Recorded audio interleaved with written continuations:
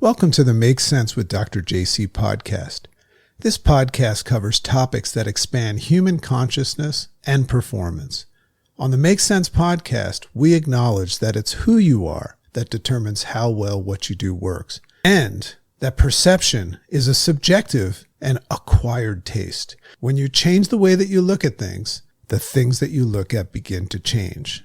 The Make Sense podcast is sponsored and primarily funded by the Make Sense Academy, our private community where open and curious seekers of growth and expansion apply the Make Sense principles and systems to move from simply going through life to growing through life. So check out the Make Sense Academy risk-free for less than you'll spend today on shit that you don't need. Welcome, my friends, to the uprising of the sleepwalking masses. Welcome to the Make Sense with Dr. JC Doornick podcast.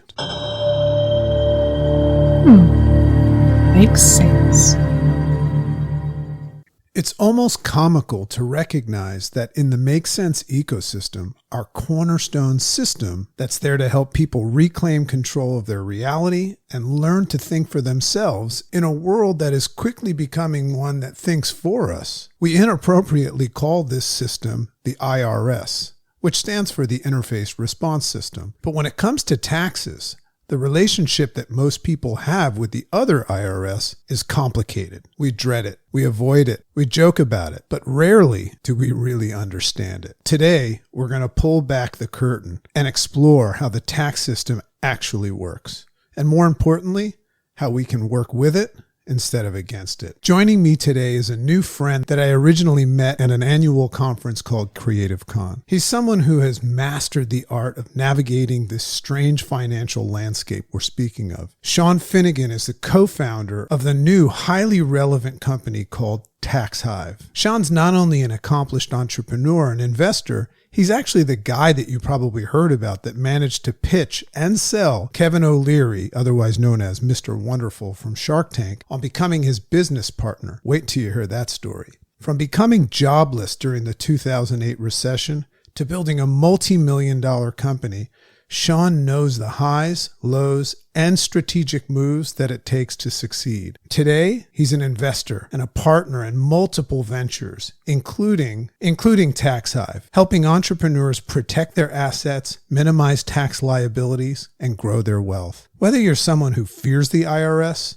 ignores it, or just wants to learn some great ways to keep more of what you earn, this conversation might just change the way that you look at taxes forever. On a personal note, what I love most about Shawn is that underneath his big thirst and drive to grow impact-driven companies, his most valuable asset is the time that he gets to spend with his 3 daughters. Welcome to the Make Sense with Dr. JC podcast, Shawn Finnegan. I'm so excited to have you here. And, the whole premise of the Make Sense podcast is to take a topic and make sense of it. It's interesting because I met you as a person and I don't look at you as like some sort of tax guy, but I also know that that's part of your creative genius. When I first met you, which was at Creative Con, and I had somebody chirping in my ear just about an hour ago saying, hey, make sure he's coming back to Creative Con. So there's your message right there. Great. I appreciate it. I just remember meeting you and just getting to know your character and, that you have so many other stories. But what I'd love to do is begin with a couple of questions in the realm of taxes, because I want to make sense of taxes. There's a very interesting relationship that humans have with taxes. It's got to be perceived as something that works against us, something in the realm of an enemy, because we're always trying to evade it. We do a lot of things with taxes that we would never do with somebody that we love. So my question is, and then I'd love to hear a little bit about Tax Hive, is the IRS, which, by the way, my cornerstone system is called the IRS, but it's the Interface Response System. So it's a little bit of a play on taxes, right? Is the IRS something that was built for us or against us? So great question. And I remember seeing you at Creative Con, walking in and seeing you just crush it on stage as the MC. And I was like, man, that is, I always go into a live event. I'm like, I want to get to know certain people in the room. I have a strategy going in, and you were one of those priorities for me, is to get to know. And we've become fast friends, and I really appreciate it. I love this question about the IRS. I think it's probably maybe the 3 most feared letters ever put together is IRS, and people really are terrified of the IRS. So whenever you're afraid of something, what happens is just human nature. Like you just said, you want to keep that far away. You don't want to keep that close. If you're afraid of spiders, snakes, you want that to be as far away from you as humanly possible. And I feel like that's how it is with the IRS, that we fear something. We don't want to talk about it. We don't want to see it. We're so afraid of an audit, everything else, that people just end up freezing and not doing anything because they're afraid of rocking that boat. To your point on your question, the IRS, the whole tax code is written for one purpose. And that purpose is to increase GDP in America. They actually want your business to be successful. Why? Because it means your business makes it over a longevity of many years and you bring in a lot more tax revenue. Then if you start it and it fails, there's very little tax revenue. So the whole code is written to help a business owner take advantage of deductions and credits to offset that income, keep that important money in your business so you can grow and scale. And then guess what? It becomes much bigger tax for the whole nation. So my answer is 100% lean into it. Just do the exact opposite of what your brain says. Lean into the IRS, lean into the code. The code is your friend. You do it right. You don't have to worry about the repercussions. You do it with compliance and you do it with professionals. You're in great shape. So what you're saying is I should be like super psyched to pay taxes? What I'm saying is you should be super stoked to figure out the code and use that as a friend, not an enemy. That's probably what I was hoping you'd say, and that would lead into the next question. Yep. It's such a fascinating thing. I think it's something that starts off when we're kids. You know, I just remember always hearing my parents just complain about it. And then I became one of these people that labeled myself as like, oh, I just wish that somebody else could just handle all that. I'm more of the creative type and I just want to deliver the goods and make the money. I don't really want to know what to do with it. So then there's this whole world, which leads into what you're doing, where we become like super codependent, even to the point where we could have a totally crappy accountant, but still find ourselves dependent on them just because of their knowledge base. That scares me. Yeah. Tell me a little bit about Tax Hive and what is the unique methodology behind how you solve people's problems? Yeah, so we started Tax Hive 5.5 years ago. Tax Hive became a partner to Kevin O'Leary, the Shark Tank guy. So we met him many years ago. We did live events with Kevin for a lot of years, and then we pitched him on Tax Hive, and he became a partner. He's been preaching this from the rooftops that business owners should take care of their taxes and use a who to help them with, getting it done right. And so Kevin has been an incredible partner, been here since the beginning with us 5.5 years ago. And we do three things. We do tax filing, we do bookkeeping, but what makes us unique is the tax planning piece. So there's a lot of accountants. I think one of the misconceptions we run into the most is all accountants are created equal. They all know the code inside and out. Accountants actually have specialties. So they're just similar to a doctor. If you need a knee operation, you're going to go to an orthopedic surgeon. For that, you're not going to go to your family doctor.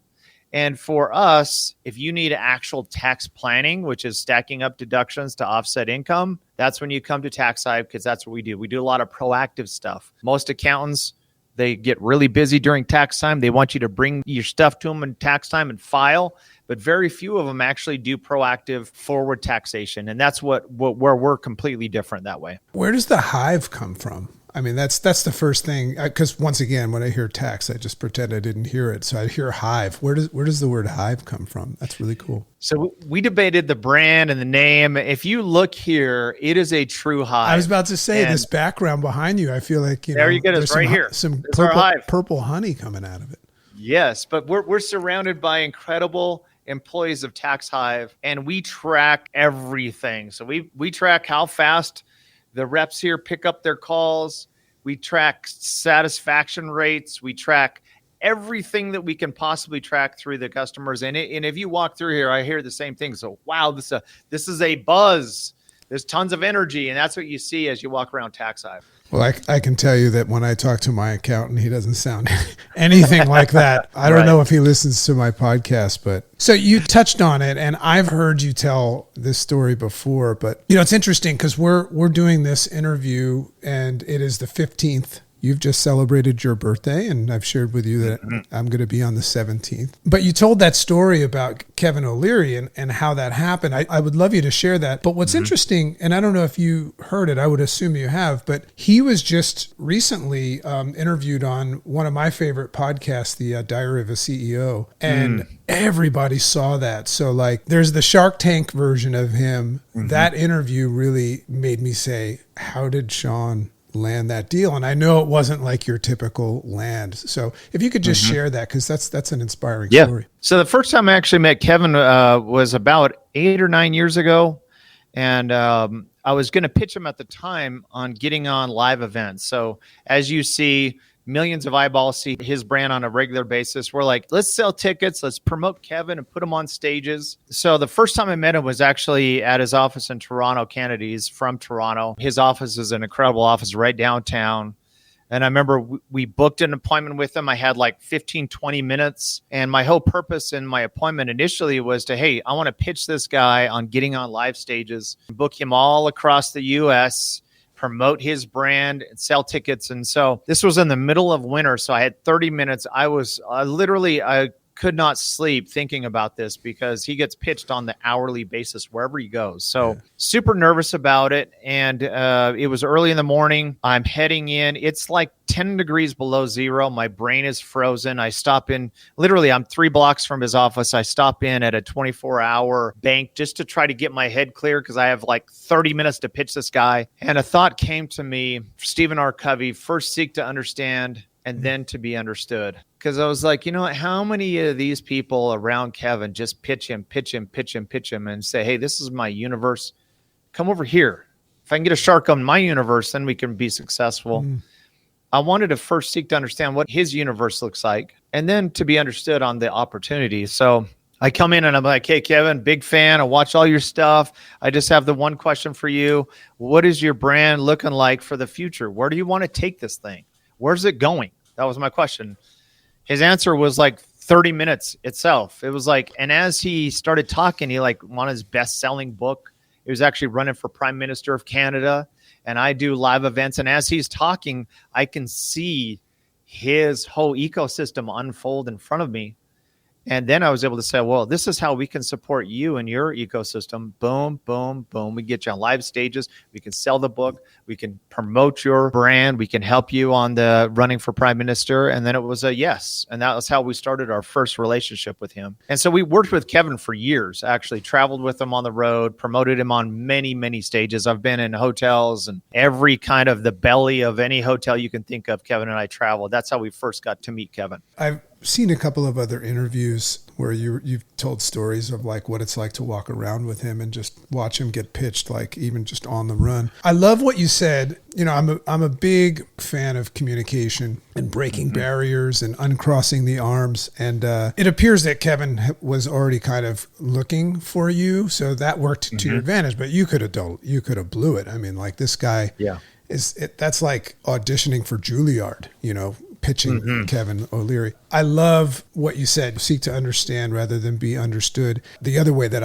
I refer to that is to care before you share. And all the answers that you're looking for while you were pacing back and forth in that bank trying to get ready for this talk, the only reason you were nervous about it is because you didn't know what to say. You didn't know the right thing to say, but you let him talk and you said, oh, let me fix this problem for him. I love it. Yeah. I just want everybody to know this is a very, very unique human being here that just happens to also be super knowledgeable about taxes. So I want to get that stuff out there, and then I'll let you like really meet Shawn Finnegan. Shawn, you know, one of the things that you did that I thought was extraordinary is you gave all of these examples, or not all of them, but just some of them, kind of like a window into what it's like to work with Tax Hive. You gave some examples of some things that people can be doing that they didn't even know that they could do. And then you followed up with that and did something that I've never heard anybody do from stage, which there was a glimmer of time where I thought maybe you had lost your mind, but he's from stage. He gave everybody his cell phone. I mean, not just like some phony baloney cell phone, his cell phone. And I have to tell you, I've been doing that since. And well, it's extraordinary when you speak to like it is 100 people. They don't all text you,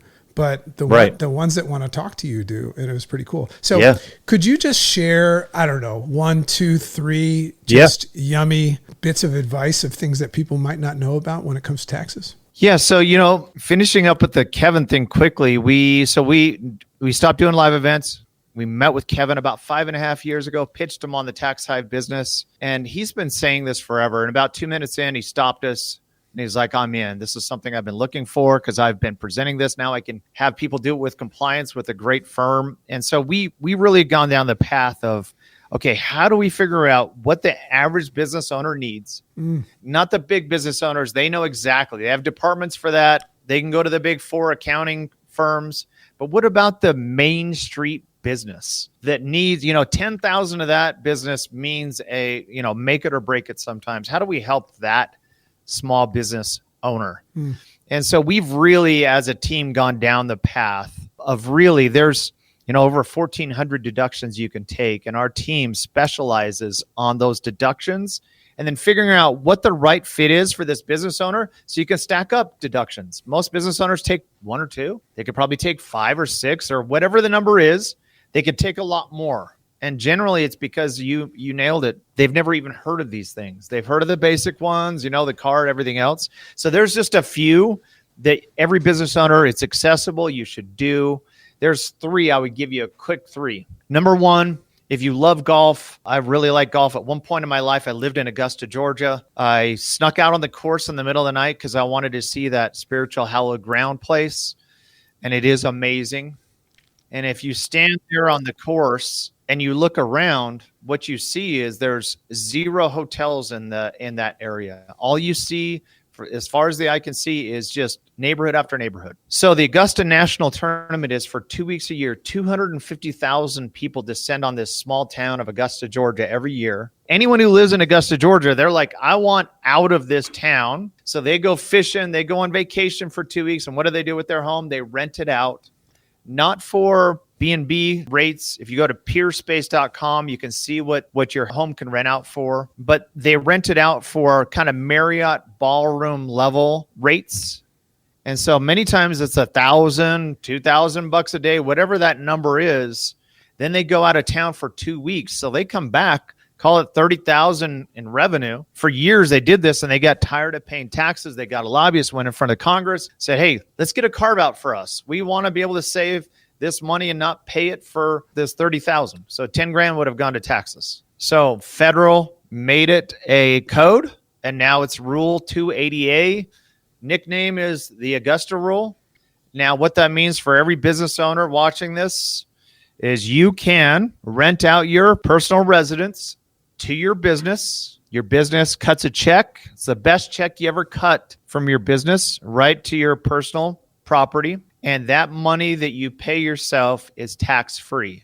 We recommend doing 1 day a month. If you're doing board meetings, do it at your personal residence. It has to be a real business purpose for doing it, but you can go up to 14 days a year, pay yourself that rent for the property and not pay tax on that revenue. So we have a client who saved, their rent was $19,200 tax-free. These are all just things that you can do right now. This isn't difficult. You have to have an agenda. You have to track everything else. So that's one of the 3, I'd say, JC. God, that's crazy. I'm just thinking I need to get some people together and go carve something out for myself, I love that idea. I didn't know that there was carving capabilities, but that's awesome. So do you want to throw us another one?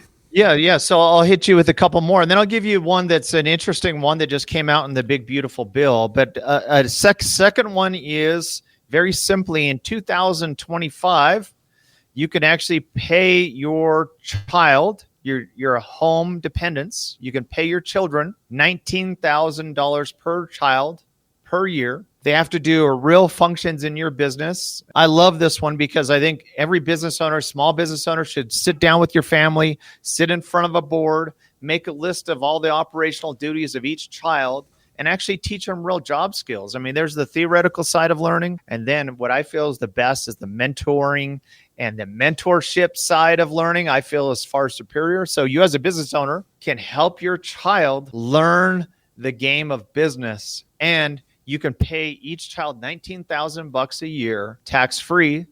And what can they use the money for? They can't use it for rent, but most of the things you're spending your money on now can come out of that child's account. So that is a no-brainer legacy play. That would be number 2. That would be a no-brainer for any business owner, and it's a legacy play. And then I would say number 3 is a lot of people watching this just have an LLC. Well, the problem with that is LLCs are incredible, but if you make over $30,000 a year, you should consider doing within your LLC, keeping your LLC, but doing an S Corp election in that LLC. It'll save you 15.3% in self-employment tax. So if you're making $100,000 a year, literally will save you $15,000 by setting up that S Corp election in your LLC. Those are 3 things that add up to thousands and thousands of dollars in savings.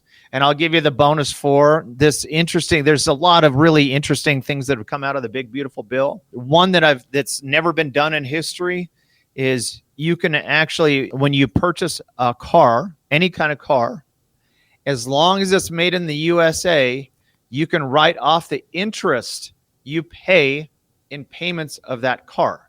So if you're planning on buying a car next year, if you want to consider doing made in the USA, it will give you another deduction that's never been done before. It's super, super unique. First of all, that's awesome. I'm sure a lot of people are saying, well, why the hell did my accountant not tell me about that? What is there some sort of a game? I'm getting this feeling now that somebody's going to get that experience when they go to a place like Tax Hive. But is it that accountants are just trying to play it so safe, or they're saying, oh, this guy's crazy, or they just don't know? Why are accountants not going above and beyond trying to save their clients money? It's a great question, and I get this one a lot. But from my perspective, as the Good to Great book, you get the right people on the bus around you to find success. I'm a huge believer in that. We are at Tax Hive. And to be fair to the accountants, most people have hired them to do the wrong job. So the accountant's the equivalent of going in a grocery store and you get all your items and you go to the checkout counter and they check out your item. That's what an accountant does for the most part. They're just a filer. That's an important position. Needs to be filed with compliance during tax season, right? So that is one person that should be on your power team. But what I'm going to tell everyone else is you should go hire a new position that you've never considered that's also an accountant, that is your tax planner. It's a totally different skill set. A lot of people will look at that filer and say, hey, why didn't you help me pick these items out? Or why weren't you a personal shopper? And all they're saying is, hey, you brought me this stuff after the buzzer sounded, the game's over, and I'm just filing what you sent. As opposed to a planner can be proactive. They can go around the store with you. They can say, hey, watch out for this. Let's do this. They can help you. And they can help while the game's going on, stack up deductions. And then a filer looks at it and they're just going to take your information that you've set up for the year and then file it and save you all that money in taxes. So this filer, poor guy or gal, gets a bad rap because they're like, why haven't you saved me money? But we actually hired them for the wrong job. What he's saying is don't leave this conversation and go chew out your accountant because you might not have hired a tax planner. Mm-hmm. And that's interesting. And to all the accountants, I would recommend that you become a tax planner. All right, so here's an interesting question. We're in 2025 and a lot of people are sweating it. Super behind in taxes and delay. And there's a very big, almost I would say majority of people, they're not making enough money. Like taxes have become credit cards. Yeah. And people are living in fear that they're just going to get stomped one day and like taken away in a wagon. What do you recommend to that person that is just frightened to death because they don't have the funds and they're just way behind? And I say this from a serious place because I know you know what it's like from another story I'd love to pull from you to have a rough time. So a lot of people out there contemplating checking out, so what do you recommend to that person? Yeah, so I'll give you a quick example. So I have a good buddy. His name is Scott. He does construction and he does big metal buildings. He does incredible work. So for years in his business, he's pouring all the money into his business. And for several years, he's not making money. So he actually doesn't need to pay taxes. Like he's dumping everything in. He's just trying to build. And so he's in construction with buildings that he owns and everything else. And 2 years ago, he comes in rolling into my office and his shirt's all like unkempt and he looks pretty hammered. And I said, hey, Scott, what's going on? And he said, well, I just got my tax bill and it was like $350,000, of which I don't have. I haven't set money aside in taxes. And I said, well, why not? And he's like, well, for years I didn't have to. In fact, I got a refund. So why would I spend the time to stack up deductions when I don't really need to? And I said, well, how many deductions did you take last year? And he said like 2. And he's in construction with literally his trucks are all, you could depreciate all your trucks with Section 179. Like there's so many deductions this person could have taken, but he just felt this false sense of security. And so he was in a position where he got a bill of $350,000. And in order for him to pay that bill, he had to liquidate trucks, land, buildings, everything else. And it just, my heart broke for him. He became a Tax Hive client. And now we're going to save him in the hundreds of thousands of dollars that he gets to keep that money in his business and grow his business. The government's going to get their fair share in all sorts of other taxes. We on average pay over 50% in taxes. But as a business owner, that's the one you have control over. And a lot of business owners, they freeze. They don't want to look at it. So put their head in the sand and they just pray for a miracle. And that's not a solution. Just get out ahead of it. It's not a ton of work. Start just being proactive. And then when tax time comes around, hey, you're like celebrating. Hey, I've done it right this year. I don't have to sweat. I have my product I have to worry about, my service. I don't have to worry about taxes in addition to it all. So just get out ahead of it. Take action now. Wow. What a reframe to set a goal to be excited about taxes. I remember people would say, hey, that's great. You're paying so much in taxes. It means you're making a lot of money. It's like, get out of here, man. I don't want to talk to you. Worst advice ever. Right, exactly. I know for me, this strikes up a lot of questions, and I hope that this kind of frees people up from that mental prison that there is no way out. There's always a way out, and sometimes you got to go through a tough season. I don't think that the IRS's agenda is to destroy people's lives. It's just to have people learn and play the game. I want to give people an insight into an amazing story that I heard from you when you just went all in at the wrong time. And isn't that a funny way to look at that? That's so the biggest fear when people are so afraid of like putting all their chips in one basket, but then it being the wrong time. And right now that's prominent. But if you could just quickly share that story, because it was just so inspiring. I don't know if it was considered a miracle itself or just that you never stopped. You just kept on going.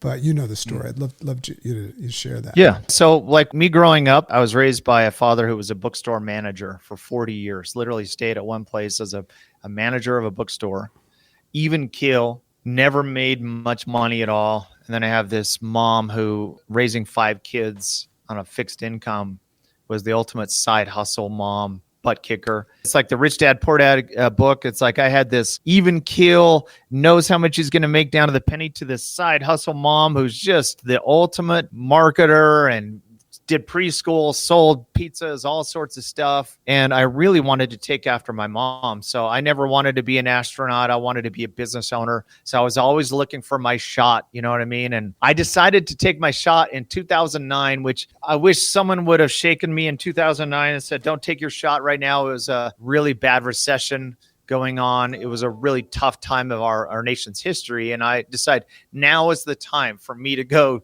launch a business. Just like a lot of people watching, I did the projections.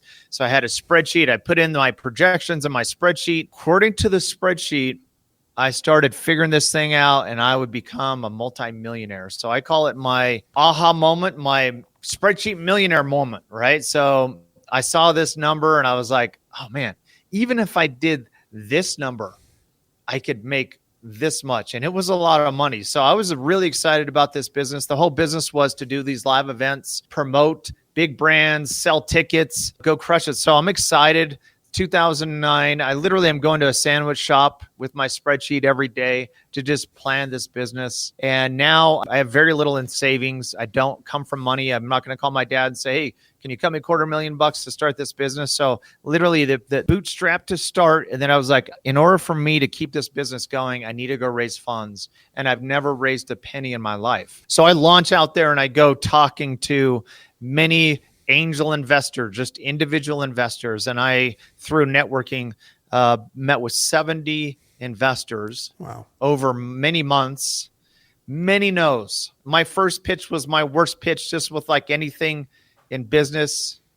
It's the start that stops you. Your first one's your worst one. That was the experience I had as I go launch out there, and I'm just all over the place in my pitch and trying to analyze it, and eventually got a little bit better, but I had a lot of no's, but I had 23 people say yes, and they gave me $1.5 million in financing and funding over the next maybe 5 or 6 months. I got 1.5, and that was a happy day. When that money came in, I got the money into my account. I remember going on LinkedIn, putting that I was a CEO. My friends thought I was a baller. My parents were proud of me. My brothers and sister were just like, man, he did it. And it was a really happy moment. We're partners here with Kevin O'Leary, and one of Kevin's quotes is, in business, poo-poo happens. And over the next 12 months, just trying to figure out a model.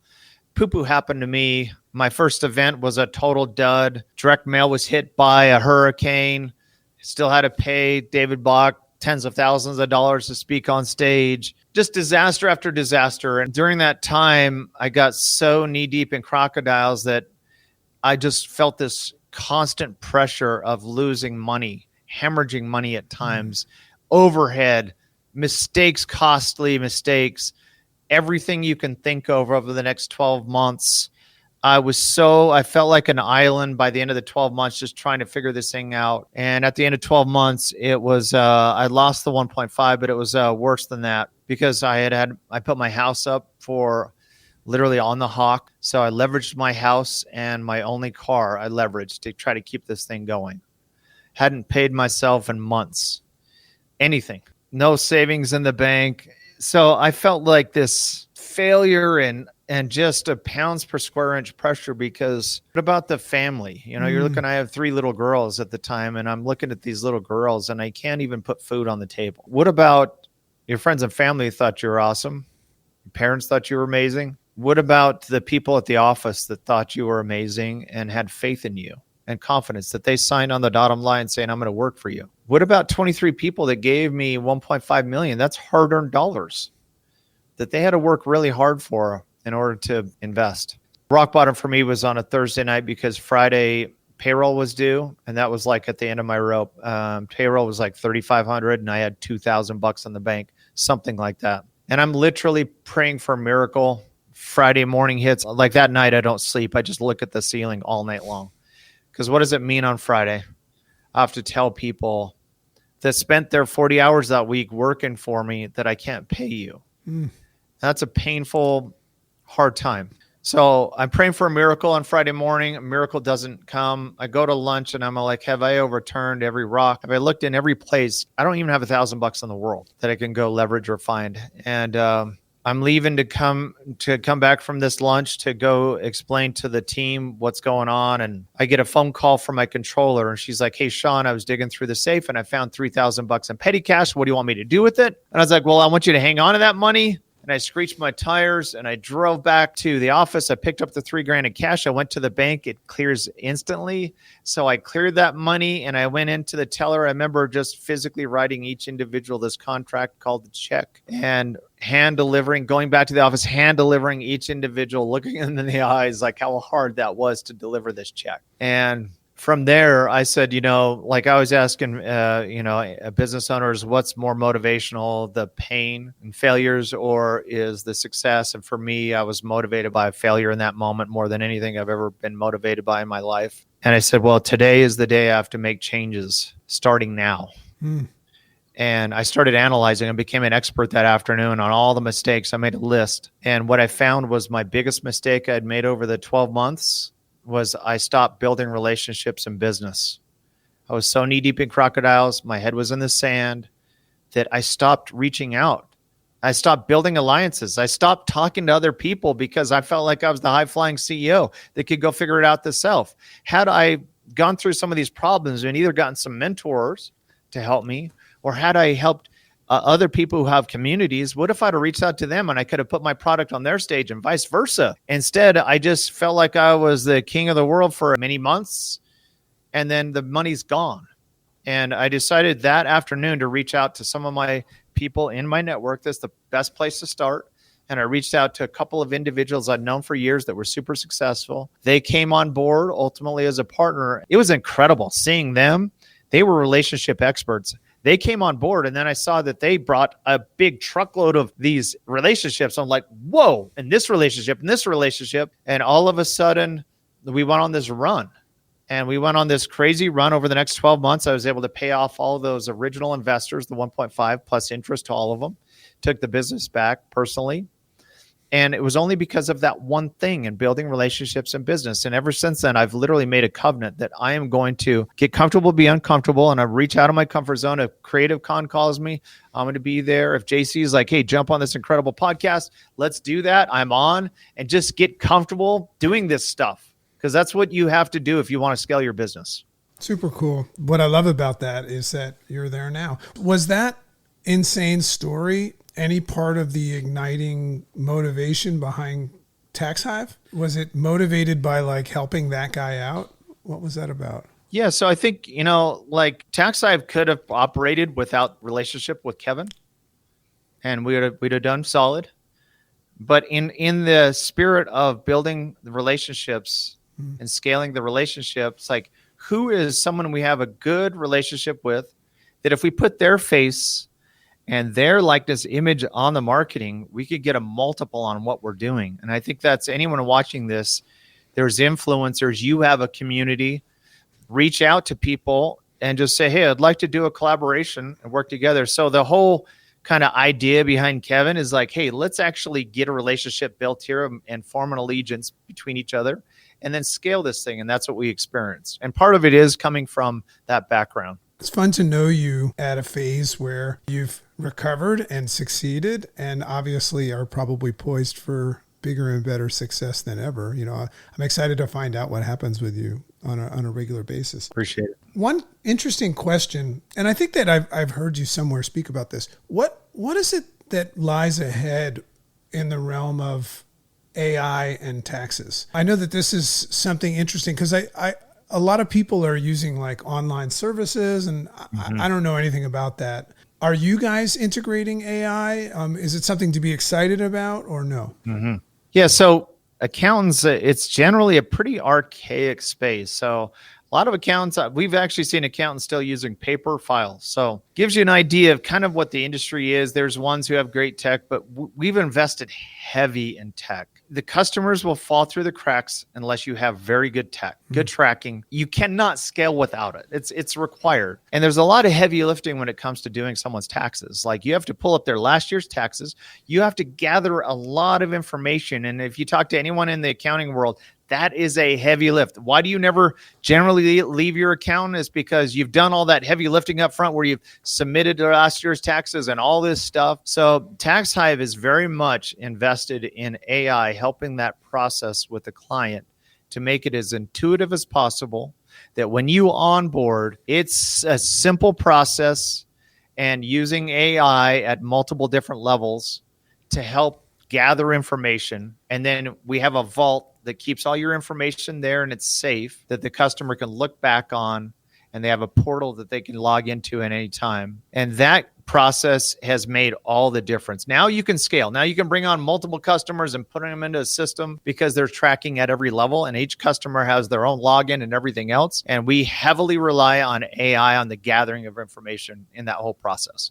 So we lean into it. We're big fans. Yeah, it's fascinating. There's all this doom and gloom about, and you probably get a different answer from another accountant, like an old-fashioned accountant that's not doing investing in the tech and stuff. And I can understand why he wants to hold on to the good old days. It's not AI that's going to replace humans. It's humans that are using AI that are going to replace humans that are not. I think it's very attractive to look at working with a human that is very, very much in tune and in alignment with the advantages of AI. I have a question. You come from the event space. Are you still doing that at all? We just do the events right now for our Tax Hive customers. So we have a building here. Tax Hive customers get to come in to see our office. They get to meet the team. We do that every month, and we do a different kind of event series all around the Tax Hive with the Tax Hive brand.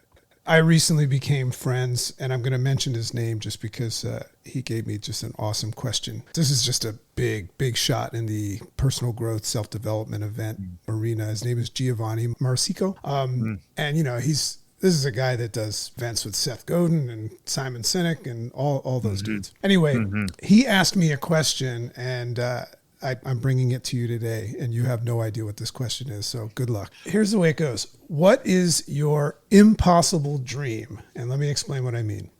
What's something in the future that you'd love to accomplish or create that would feel like a dream come true beyond imagination? That's a great question. You need to text me that question because I'm going to use that one as well. I will. And that's a good thing to say while you're thinking about your answer. Yes. That gave me a pause, that pause so I can be thinking, right? So for me, we kind of mentioned this before the podcast started. You mentioned, we had to reschedule because your daughter wasn't feeling well. So I love business. Like we're in Crumble Cookies right now. We've launched a swig store in the last 90 days that I'm super stoked with. So on the business front, we want to be out there in every in our market with a lot of swig stores. And I'm excited about that beyond belief on that side. On Tax Hive, I'm excited to serve thousands of more customers. I mean, we have grown this business and served so many customers. Our ratings are off the charts, and we want to make that in many more thousands of people. So there's so much I'm stoked for that I see this vision in a few years, me looking back saying, oh, this is it. Definitely not where I want to be. There's so much more to do. But we kind of talked about this at the beginning, and that's my perspective has changed. I have these 3 girls, and I have every minute I can spend with them is my best pound for pound minutes in this life, right? So I always look at this. I have 2 married daughters at this point, a 19-year-old at home. And in 5 years, I was thinking about this the other day, my babies are ultimately going to have babies. I'm going to be a grandpa. And I love this little girl that's left at home, and she's my best friend. And I go home every night, and I just want to hang out with her.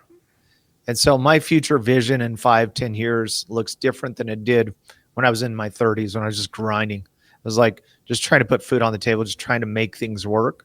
Now it's like I want the legacy to be with these 3 babies of mine, these 3 girls. And I see in 5 years, we're even stronger as a family than ever. And we cherish every minute that we have together. So so I have really 2 sides, my personal side and then my business side. A lot of people will ask me how I grind the way I grind. And it's like, well, I'm not doing it for me. And I say, don't take this the wrong way. I'm not doing it for you either. Even my clients, I say, I'm doing this for my kids. You know what I mean? And there's nothing I won't do for my kids.